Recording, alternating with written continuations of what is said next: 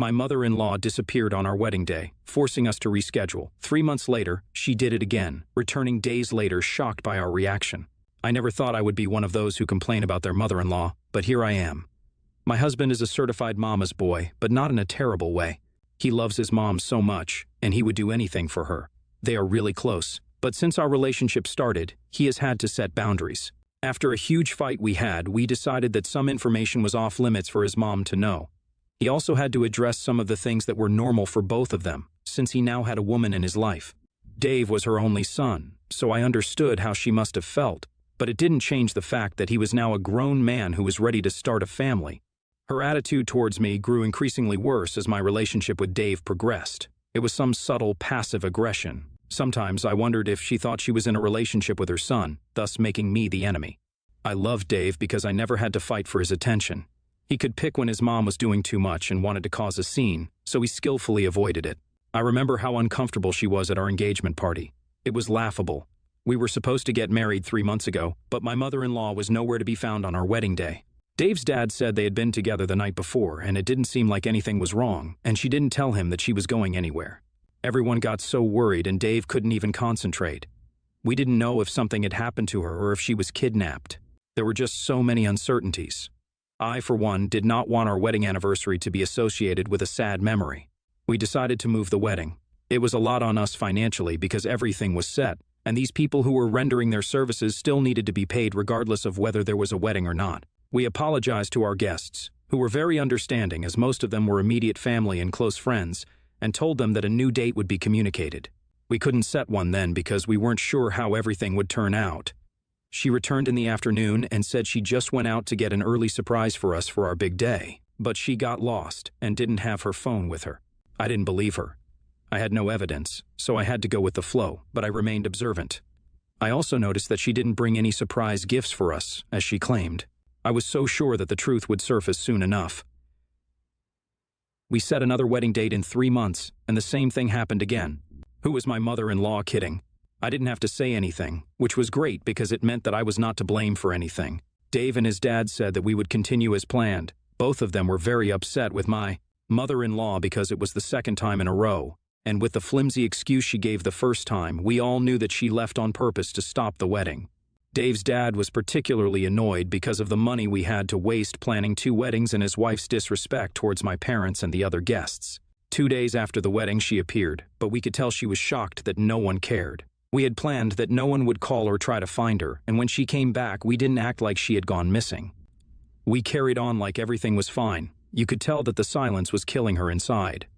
She wanted some attention from Dave especially, but he ignored her completely because he was upset. At one point, none of us acted like she didn't go missing, but he acted like she wasn't even there. We were to leave for our honeymoon that evening, and his dad was supposed to drop us at the airport. My mother-in-law insisted on coming with us, but Dave still ignored her. We were going to be in Greece for about a month, which to his mom was a long time. I even tried to get my husband to say goodbye, hug her maybe, or at the very least acknowledge her, but he gave me the stink eye. That's our code for you can't change my mind. I resolved that this was a mother and son battle, and I was going to take the back seat and watch it play out. We arrived in Greece yesterday.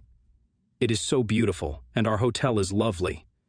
I'm excited about having an unforgettable experience. It's always been my dream to have my honeymoon in Greece. Dave didn't care where we went, as far as he was with me, which was so sweet. Dave's sister is my friend, so we talked a lot. I asked for the details on her mom. She told me that she was fuming in anger and that everything was the enemy. They all knew to stay clear of her as she threw her tantrums. She told me to prepare for her just in case she tried to take it out on me because she saw that coming. Dave's dad was a gentleman, so he didn't engage with her, which annoyed her even more. My mother-in-law said that everyone in the family had ganged up against her and taken her son away from her, and she was the only one who tried to stop him from making that mistake. It's funny because I thought only little kids got separation anxiety. As expected, she called me in the evening to rain insults on me. She accused me of stealing her only son away from her and making him not care about her anymore. She said she always knew that that was my plan, but she was going to make sure that I didn't succeed. I tried to calm her down, but that made everything worse.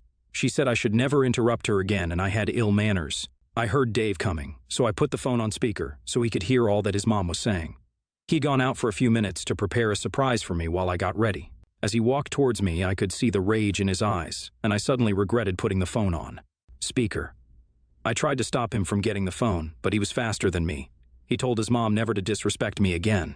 He told her how ashamed he was to call her mother because, for the past year, she had not behaved like one. He expected her to be happy for him, but she was trying to destroy his happiness, which is what enemies do. He told her that if she continued behaving like his enemy, he would treat her like one, even though she was the one who gave birth to him. Now his mom was crying on the phone. It was a whole mess. I had never seen Dave speak to anyone as he spoke to his mom. He had lost his respect for her. Behind all that rage, I could tell that he was hurt. He loved his mom so much, but her obsession with him blinded her. She didn't realize that she was hurting him and destroying their relationship. At that time, all I wanted to do was shield Dave from more harm. I didn't want him hurt, and I felt like I exposed him to it by purposely putting the phone on speaker. Our evening didn't go as planned. I could tell he was no longer in the mood, but he also didn't want to disappoint me, so I reassured him, and we stayed in and made him feel better in the best way I could. I can't help but think that I'm at fault for how Dave's relationship with his mom is now. When I met him, he was a classified mommy's boy, and now he doesn't even want to speak to her or see her. I heard that his mom cried for days after the last incident. She tried to call Dave many times, but he wouldn't answer the call. He got worked up whenever I tried to get him to speak to her. One time, he kind of poured his anger on me because I wouldn't let him be. I should be happy that his mom would no longer be a problem for me, but I'm not. I have a wonderful relationship with my parents, and I don't want to be the reason why Dave doesn't speak to his mom anymore. I'm not sure I can live with that, but Dave seems to have made up his mind, and his dad isn't saying anything about it. Dave's sister thinks that he will come around and that he just needs time to heal. After all, he was right to be hurt and annoyed at his mom for missing his wedding for selfish reasons, so we couldn't tell him how to deal with it. She also said that her mom needs the treatment she is getting from Dave so that she can learn her lesson. No mom should be okay with risking the chance of missing their child's wedding just because they would miss them when they get married. She also said that she didn't behave like that when she had to get married. So what was all the fuss about with Dave? This made me feel a little better, but because I know that I wanted Dave to hear what his mom said, I was looking for a reaction from him, and the result is devastating. I'm still filled with guilt. NTA, your mother-in-law needs to chill. If she really wanted to stop a wedding, she wouldn't use the same exact strategy unless she wasn't smart enough. It was clear that that was what she was trying to do, so no. One would pay attention to her the second time. If I were you, I would be glad about my newfound peace instead of feeling guilty. It's not like you lied and made up what she said. YTA.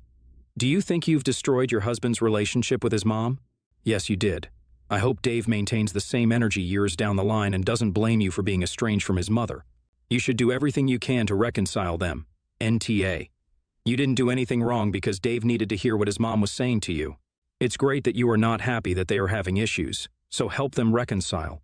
I don't think you would have the same problems you had with his mom because she should have learned her lesson. Also, remember to set boundaries as you guys talk it over. I am a father of one girl, Violet. Her mom is very religious, and you can F off if you don't fit into every single religious belief she has. Violet came out a few years ago saying she liked girls. I was suspicious of mom's reaction.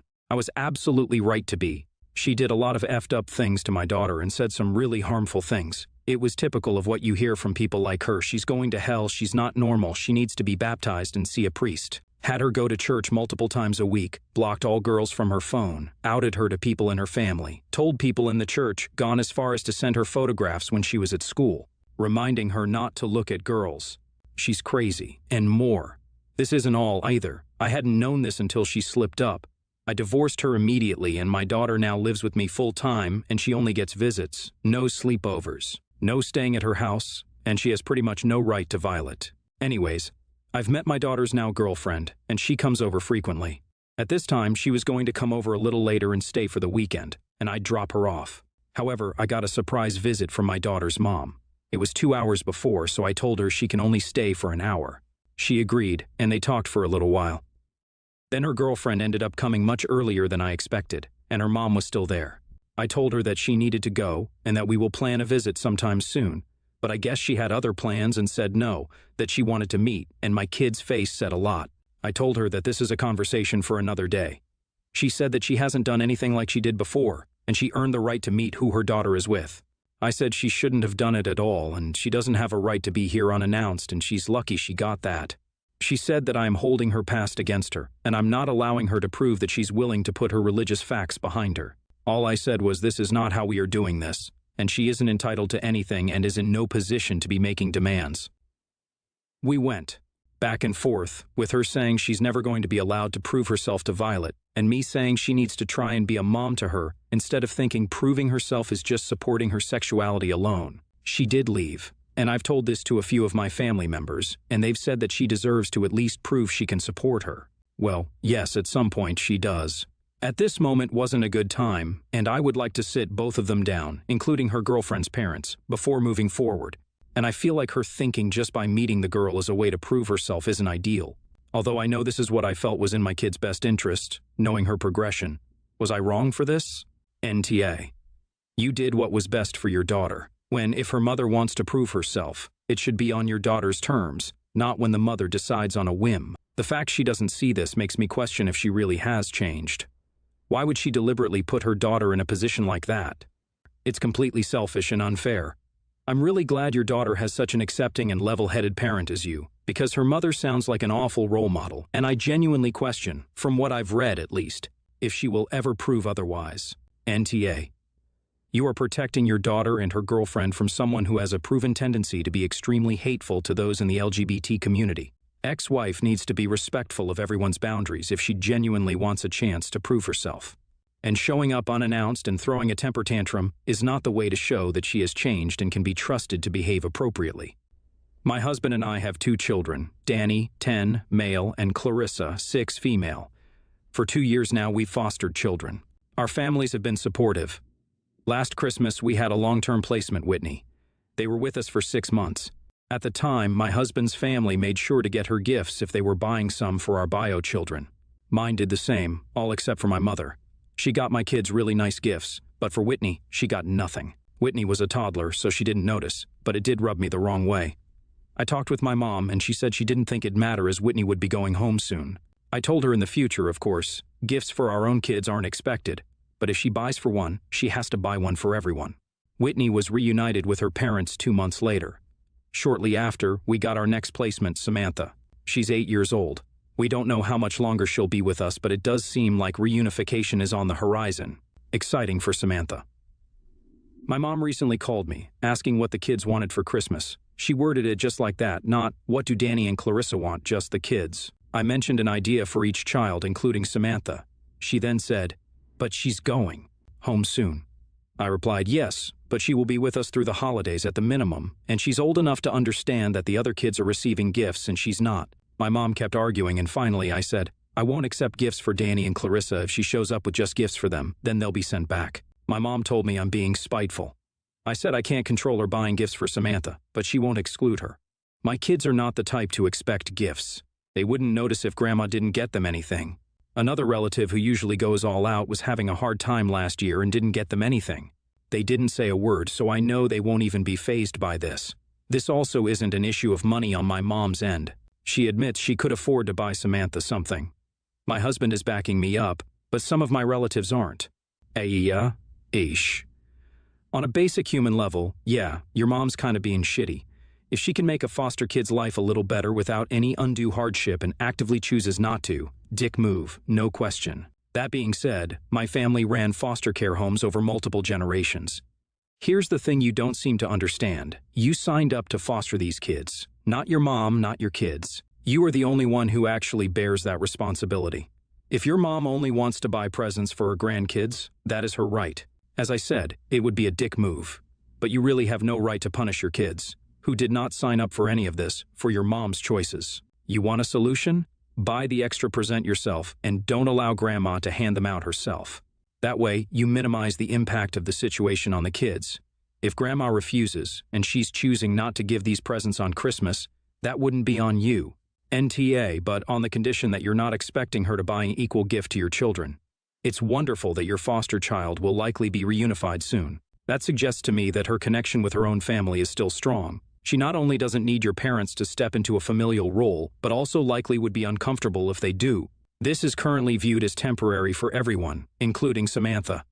Treating her the same way as if she's going to stay forever may not be what she wants. That being said, they should buy her something if they are giving other gifts to children. As someone who opened gifts at the same time as cousins and second cousins, we all understood the magnitude of the gift would be different based on the relationship. Something thoughtful she would appreciate and easily take with her would be lovely and appropriate. It's not about the size of the gift, it's about conveying she is welcome and part of the celebration. YTA. You're punishing your kids because of what, exactly? Why should your kids miss out on presents from grandma just because grandma doesn't want to buy presents for random? Children who stay with you for a month and then disappear? You do understand those aren't her grandkids, right? As in, they aren't even family, not even distant cousins. They have zero to do with her, and vice versa. Why on earth would you expect her to buy them a damn thing? Is this a joke?